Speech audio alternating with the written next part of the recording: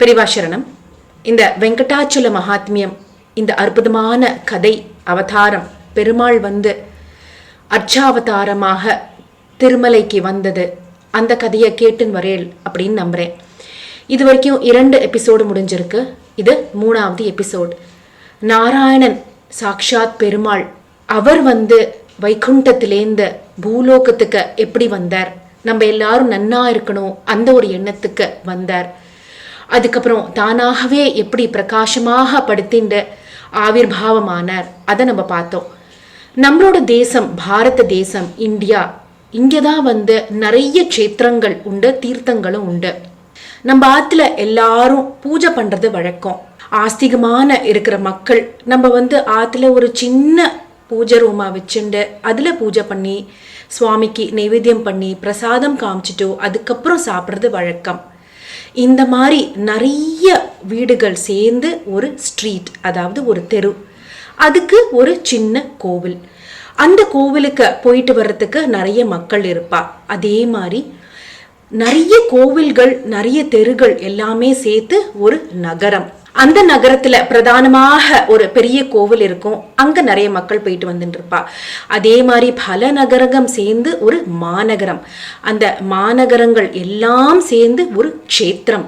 அதே மாதிரி நிறைய க்ஷேத்திரம், நிறைய மாநகரங்கள் எல்லாமே சேர்ந்து ஒரு தேசம்.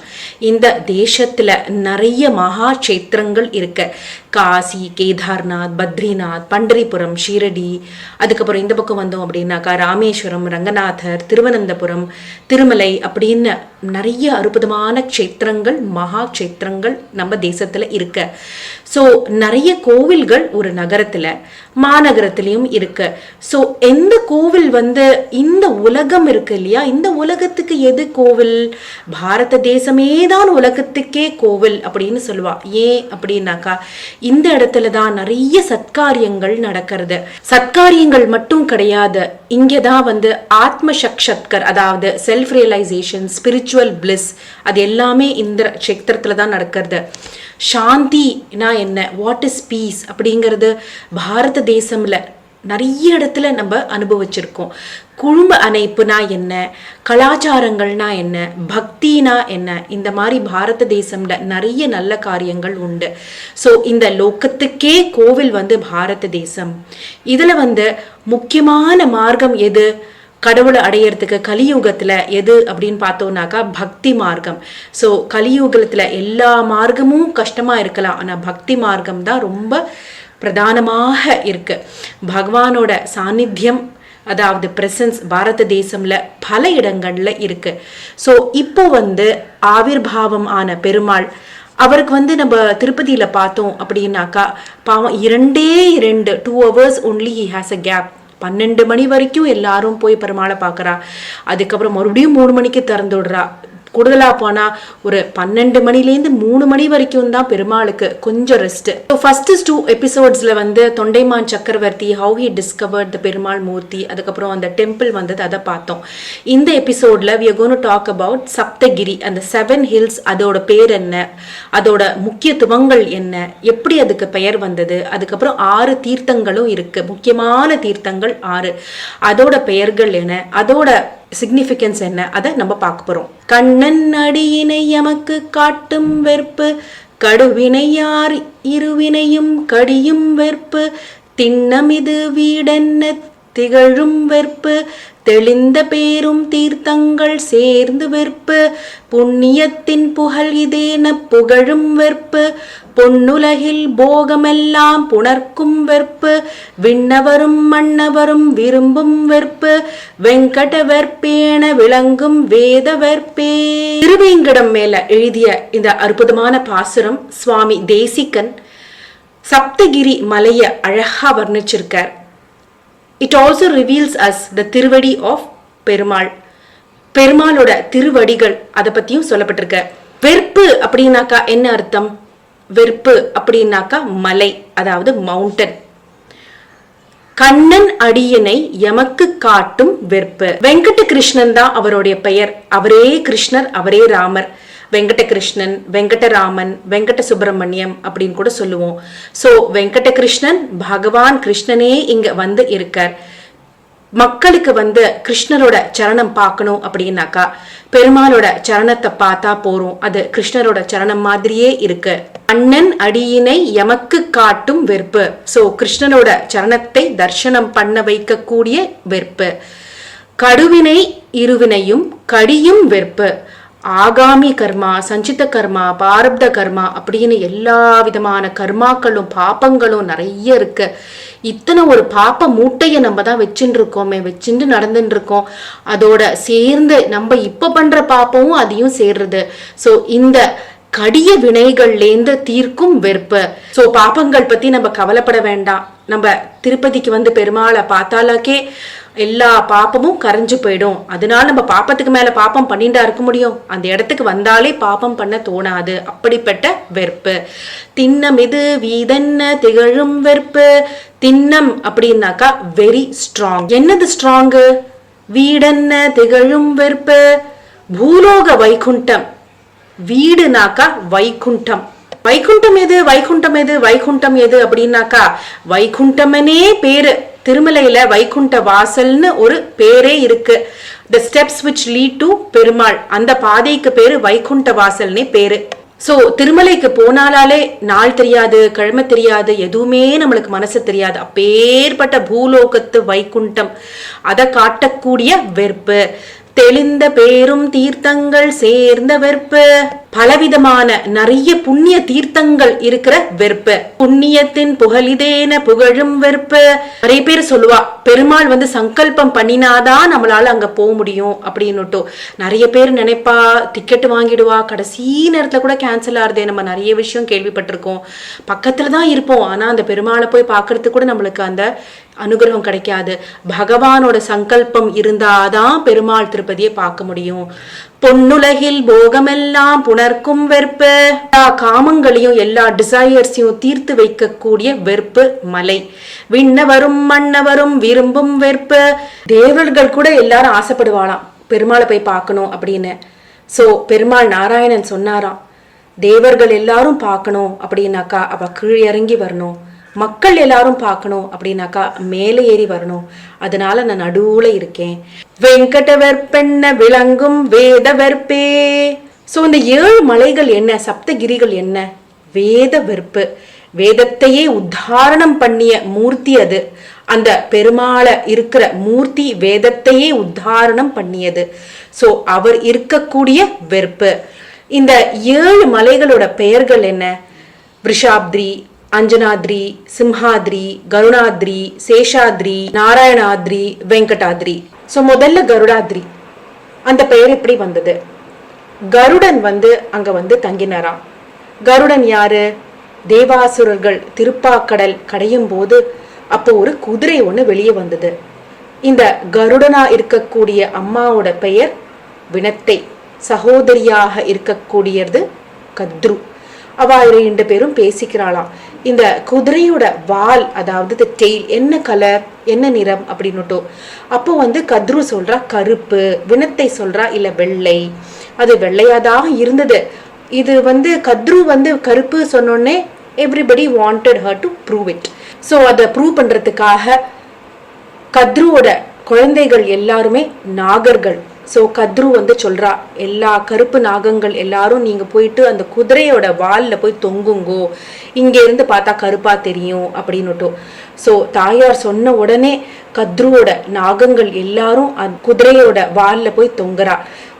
தூரத்திலேன்னு பாக்குறதுக்கு அது கருப்பாக தெரியறது. வினத்தைய அழைச்சுண்டு வந்து கத்ரு சொல்றா, இங்க பாரு கருப்பாதான் அப்படி இருக்கு அப்படின்னுட்டோ. இதுல ஒரு கட்டளை கூட ஒண்ணு இருந்தது. இதுல யாரு தோத்து போறாளோ அவ வந்து அடிமை ஆயிடுவா ஜெயிச்சவாளுக்கு. சோ வினத்தை வந்து கத்ருக்கு அடிமை ஆயிடுறா. she becomes அடிமை to her own sister. கருடன் வந்து சின்ன பையனா இருக்கவன் பெரிய பெருசா ஆகி வினத்தை கிட்ட ஒரு நாள் போய் கேட்கிறான், நீ ஏமா அடிமையா இருக்க சித்தி கத்ருக்கு அப்படின்னுட்டோ. அப்ப வினத்தை எல்லா கதையும் எடுத்து அந்த பையன் கருடனுக்கு சொல்றா. அதுக்கப்புறம் கருடன் வந்து கத்ரு கிட்ட போயிட்டு எனக்கு எங்க அம்மாவை விடுதலை பண்ணணும் அப்படின்னு சொல்றான். அதுக்கு உனக்கு என்ன வேணும் அப்படின்னு கேட்கிறான். அப்போ வந்து கத்ரு என்ன சொல்றான்னாக்கா, எனக்கு அமிர்தம் சாப்பிடணும் போல இருக்கு, அதை எடுத்துட்டு வா. சோ கருடன் வந்து சமுத்திரத்துக்கு நடுவுல போய் அங்க இருக்கிற அமிர்தத்தை எடுக்க இருக்க போறான். அப்ப தேவாசுரர்கள் எல்லாரும் சண்டை போட வரா. கருடன் அவ கூட போரிட்டு ஜெயிச்சு அமிர்த கலசத்தை எடுத்துன்னு வந்துடுறா. அதை எடுத்துன்னு வர்றச்சே பெருமாள் நாராயணன் வழியில வரார். இதை எடுத்துன்னு போக கூடாது, இது என்னுடையது அப்படின்னு சொல்றார் பெருமாள். அதுக்கு கருடன் சொல்றான், நான் தேவாசுரர்கள்ல இந்த போர்ல ஜெயிச்சுட்டு தான் நான் இதை எடுத்துன்னு போறேன். அதுக்கு பெருமாள் சொல்றார், இது யாரோடது இதுவுமே கிடையாது, இது என்னுடையது அப்படின்னு பெருமாள் சொல்றார். அப்போ கருடன் சொல்றான், நான் உங்களோட போர் இட விரும்புறேன், போர் இட்டு யார் ஜெயிக்கிறாளோ அதை எடுத்துக்கலாம் அப்படின்னு சொல்றான். கருடன் மற்றும் நாராயணோட சண்டையில கருடன் தோத்து போயிடுறான். கருடன் நீங்க என்னோட ரொம்ப பலசாலி, யூ ஆர் வெரி ஸ்ட்ராங், நிறைய சக்தி இருக்கு உங்களுக்கு அப்படின்னு ஹி அக்செப்ட்ஸ். அதுக்கப்புறம் கருடன் பெருமாள் கிட்ட சொல்ல, நான் எதுக்கு இந்த அமிர்தத்தை எடுத்துன்னு போறேன், எங்க அம்மாவை காப்பாத்துறதுக்கு தான் எடுத்துன்னு போறேன் அப்படின்னு சொல்றா. அதுக்கப்புறம் பெருமாள் இதை கேட்டுட்டு ரொம்ப சந்தோஷம் பண்ணி மாத்ரு பக்தியை பார்த்து, நான் உனக்கு 3 வரம் தரேன், என்ன வேணும் அப்படின்னு கேட்கிறார். அப்போ அதுக்கு கருடன் சொல்றான், நான் I should be more stronger than you, நான் உங்களோட சக்தி வாய்ந்ததா இருந்தேன் அப்படின்னாக்கா உங்களை தூக்கின் போறதுக்கு சௌரியமாக இருக்கணும், அதனால I should be more stronger than you.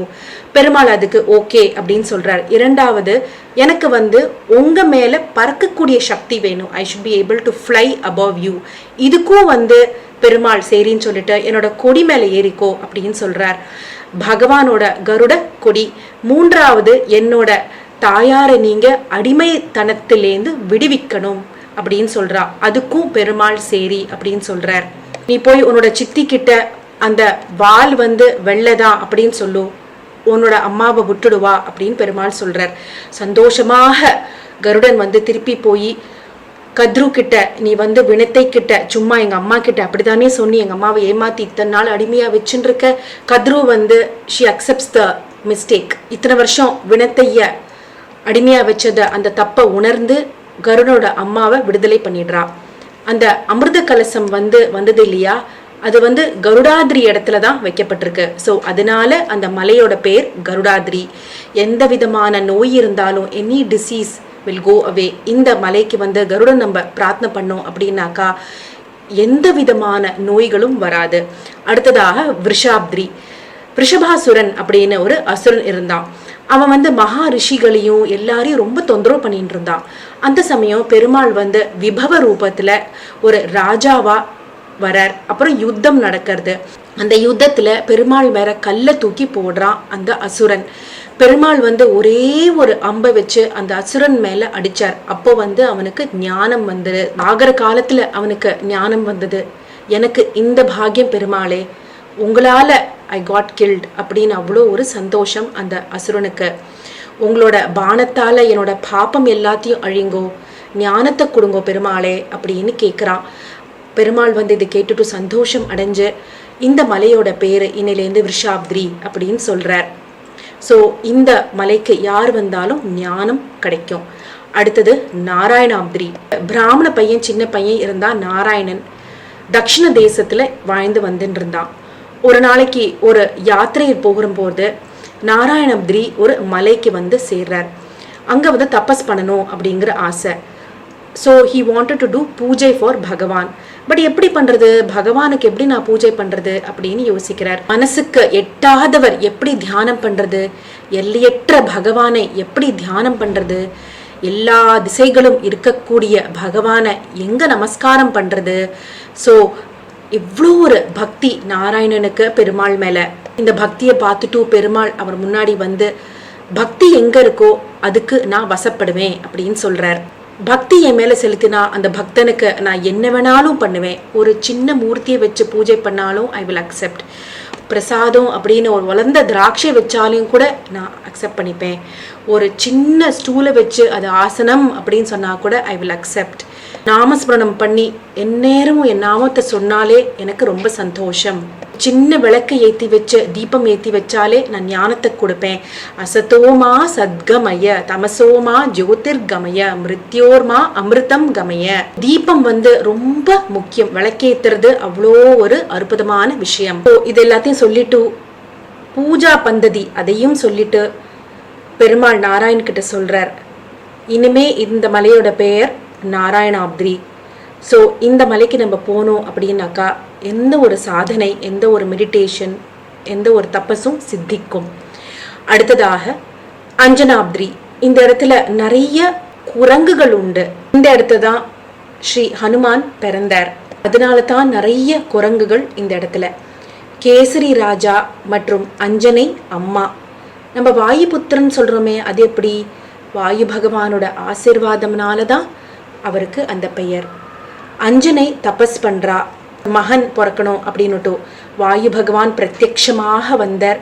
அனுகிரகம் பண்ணி இந்த பழத்தை நீ சாப்பிடு அப்படின்னு ஒரு பழத்தை கொடுக்கிறார். அசரீரி கேட்கறது, இந்த பழத்தை சாப்பிட்டா ஒரு குழந்தை பிறக்கும் அப்படின்னுட்டு. சந்தோஷத்துல கேசரி இடத்துல போய் சொல்றா. கேசரியும் இதை கேட்டு சந்தோஷம் அடைஞ்சு அந்த பழத்தை சாப்பிட்றா. அஞ்சனை கர்ப்பவதி ஆனால் ஹனுமார் பிறக்கும் போதே ஒரு அற்புதம். 16 வயசாக ஆவிர்பாவம் ஆனார். ஸோ பிறந்த உடனே பசி. அம்மா இடத்துல போய் அம்மா பசிக்கிறது அப்படின்னு ஹனுமான் கேட்குறார். அஞ்சனை உள்ளேந்து ஏதோ ஒன்று எடுத்துன்னு வர போக ஹனுமான் வெளியில வந்து ஏதோ ரவுண்டா பெருசா ஆரஞ்சா பார்க்குறார். அதை பார்த்த உடனே ஒரு பழம்னு நினச்சிண்டு அதை வந்து எடுத்துட்டு சாப்பிட முயற்சி செய்கிறார். அப்போதான் சூரிய உதயம் ஆயிருக்கு, சன்ரைஸ் ஆயிருக்கு. இந்திர பகவான் வந்து அதை பார்த்துட்டு வஜ்ராயுதத்தினால ஹனுமானோட மூஞ்சியை அடிக்க வர்றார். அதனால தான் ஹனுமானோட மூஞ்சி நம்ம வந்து அப்படி இருக்கும், பார்த்திருக்கேலா, ஒரு குரங்கு மூஞ்சி மாதிரி. வாயு பகவான் வந்து ரொம்ப கோபம் அடைஞ்சு ஹனுமானை எப்படி அடிக்கலாம் அப்படின்னு வர வாயு ஸ்தம்பம் பண்ணிடுறார். வாயு ஸ்தம்பம்னா அப்படின்னா நான் என்ன, காற்று வந்து வீசுறது வந்து நின்று போயிடும். ஒரு நிமிஷம் காற்று இல்லைன்னா கூட நம்மளால மூச்சு விட முடியாது இல்லையா, அவ்வளோ ஒரு கஷ்டம். வாயு ஸ்தம்பம் பண்ணால் எல்லா ஜீவராசிகளும் போயிடுவாளே. It is very difficult to survive without air இல்லையா. ஸோ எல்லா கடவுள்களும் இப்போ போய் சொல்கிறா, வாயு விட்டுடுங்கோ, வாயு விட்டுடுங்கோ, ரொம்ப கஷ்டம், எல்லா ஜீவராசிகளும் செத்து போயிடுவா அப்படின்னுட்டு. எல்லா கடவுள்களும் போய் வாயு பகவான் கிட்ட சொல்ல, இந்த மாதிரி எங்களோட ஆயுதங்கள்னால ஹனுமானுக்கு எந்த விதமான கஷ்டமும் வராது அப்படின்னு சொல்றா. அதுக்கப்புறம் சூரிய பகவானே முன்னாடி வந்து ஹனுமாரை பார்த்து, இவர் தான் சாக்ஷாத் மகாத்மா, மகா புருஷன், ஒரு சாதாரண குழந்தை கிடையாது, ராமருக்கு கைங்கரியம் பண்ணக்கூடிய ஒரு அவதாரம் ஹனுமான் அப்படின்னு சொல்றார். அதுக்கப்புறம் வாயு பகவான் காத்த வெளியில விட்டுடுறார். Everybody starts breathing. ஹனுமான் வந்து சூரியன் கிட்ட போய், நீங்க தான் என்னோட குருவா இருக்கணும் அப்படின்னு சொல்றா. அதுக்கு சூரிய பகவான், நான் தான் சஞ்சாரணம் பண்ணிட்டு இருக்கேனே, உலகம் பூரா சுத்தின்ண்டே இருப்பேன், உனக்கு எப்படி எனக்கு கற்றுக்கூட டைம் இருக்கும் அப்படின்னு கேட்க, அதுக்கு ஹனுமான் சொல்றார், நான் உங்க பின்னாடியே வரேன், நீங்க தான் என்னோட குரு அப்படின்னு சொல்றார். அதுக்கப்புறம் சூரிய பகவான் வந்து ஹனுமானோட குருவாக, ஹனுமான் வந்து எப்பவும் சூரிய பகவான் பின்னாடி போய் எல்லாத்தையும் கத்துண்டார். வந்ததுக்கு அப்புறம் ராமர் கைங்கரியமுக்கு போனார். இன்னைக்கு கூட அந்த மலைக்கு போனோம் அப்படின்னாக்கா அந்த மலையில ஹனுமான நம்ம சாநித்தியமா உணரலாம். ஸோ அந்த மலைக்கு போனானாக்கா கண்டிப்பா ஹனுமானோட அனுகிரகம் கிருபை கிடைக்கும். அடுத்ததாக வெங்கடாப்திரி. ஒரு கிராமத்துல ஒரு பிராமண இளைஞன் மாதவன் அப்படின்னு ஒரு பையன் இருந்தான். அக்னிஹோத்திரங்கள் எல்லாம் பண்றதுனால ஒரு நாளைக்கு காட்டுக்கு போய் எல்லா சாமானும் வாங்க போக அப்போ ஒரு தேசிய பாக்குறான். அந்த தேசி கூட ரொம்ப நாளைக்கு தங்கிட்டு திரும்பி அந்த village, he comes back to the village. அந்த வில்லேஜில் இருக்கிற பீப்புள் எல்லாரும் தள்ளி வச்சுடுறா. அது ஒரு தண்டனை ஆயிடுறது அவனுக்கு. அதுக்கப்புறம் இங்கேயும் அங்கேயும் போயிட்டு அவனுக்கு ஒரு குஷ்ட ரோகம் வந்துடுறது. ரொம்ப பசி. வெங்கடாப்திரி இப்ப இருக்கிற மலை அந்த இடத்துக்கு வந்து சேர்றான். அங்க வந்து பிருகு ரிஷி, மார்க்கண்டேயர் எல்லாரும் தபஸ் பண்ணிட்டு இருக்கா. மாதவனை பாக்குறா. ரிஷிகள் எல்லாரும், பெருமாள் உன்னோட கிருபையினால இந்த நோய் வந்து இந்த மாதவன்கிற பையனுக்கு போகணும் அப்படின்னு ரிஷிகள் எல்லாரும் பெருமாள் கிட்ட சொல்றா. பெருமாள் இறங்கி வந்து அனுகிரகம் பண்ணி அந்த மாதவனுக்கு அந்த நோய் குணமடைஞ்சது. எல்லா ரோகமும், பசி, எல்லா பாபமும் போச்சு. நமஸ்காரம் பண்றான் அந்த ரிஷிகள் எல்லாருக்கும். அதனால இந்த மலையோட பெயர் வெங்கடாப்திரி. வெண் அப்படின்னாக்கா பாபம், கட்டம் அப்படின்னாக்கா எரிஞ்சு போறது, அதாவது பேர்ன். சோ இந்த மலைக்கு யாரு வராளோ அவளோட பாபம் எல்லாம் பொசுங்கும். அடுத்ததாக சிம்ஹாப்திரி. சிம்ஹதன் அப்படின்னு ஒரு அசுரன் இருந்தான். பெருமாள் அவனை வதம் பண்றதுனால இந்த மலையோட பெயர் சிம்ஹாப்திரி. அடுத்ததாக சேஷாப்திரி. சாக்ஷாத் ஆதிசேஷன் அவதாரம், பகவான் இருக்கக்கூடிய இடம். சோ சேஷாப்திரி. அடுத்தது வந்து 6 தீர்த்தங்கள். அது என்ன என்ன அப்படின்னு பார்ப்போம். சுவாமி புஷ்கரணி, ஆகாஷ கங்கை, பாபநாசம், சங்க தீர்த்தம், சக்கர தீர்த்தம், ஜாபாலி தீர்த்தம். நிறைய தீர்த்தங்கள் உண்டு. ஆனா முக்கியமான இந்த 6 தீர்த்தங்களை பார்க்கலாம். ஆகாஷ கங்கை தீர்த்தம் வந்து நிறைய பேர் போய் தரிசனம் பண்றது வழக்கம். இந்த தீர்த்தத்திலேருந்து ஜலம் எடுத்துட்டு தான் பெருமாளுக்கு அபிஷேகம் பண்றா அப்படின்னு சொல்லுவா. பாபநாசம் முக்கியமான தீர்த்தம். இது it is around 3 miles away from Tirumala temple. Papanasam தீர்த்தம் எல்லா விதமான பாப்பங்கள் போகும் அப்படின்னு நம்பிக்கை. அடுத்ததாக ஜாபாலி தீர்த்தம். It is about 5 kilometers away from the main temple. ஒரு பெரிய மகரிஷி ஜாபாலி அப்படின்னு அங்க இருந்தா. நிறைய தபசுகள், நிறைய மெடிடேஷன் நடந்தது இந்த இடத்துல. அதனால ஜாபாலி தீர்த்தம் அப்படின்னு பெயர். பெருமாளோட சங்கம் ஒரு இடத்துல வச்சா அந்த இடம் சங்க தீர்த்தம் அப்படின்னு ஆச்சு. ஒரு இடத்துல பெருமாளோட சக்கரத்தை வச்சது சக்கர தீர்த்தம் அப்படின்னு ஆச்சு. ஸோ இன்னையோட எபிசோட்ல எல்லாரும் தீர்த்தங்கள், அந்த சப்தகிரி மலை, அதோட மகத்துவம் என்ன, அதோட பெயர் என்ன, அதோட இருக்கக்கூடிய கதைகள் என்ன, அதெல்லாம் கேட்டிருப்பேள். அடுத்த எபிசோட்ல அடுத்த வாரம் பத்மாவதி கல்யாணம், அதை பார்க்கலாம். பெரிவா சரணம்.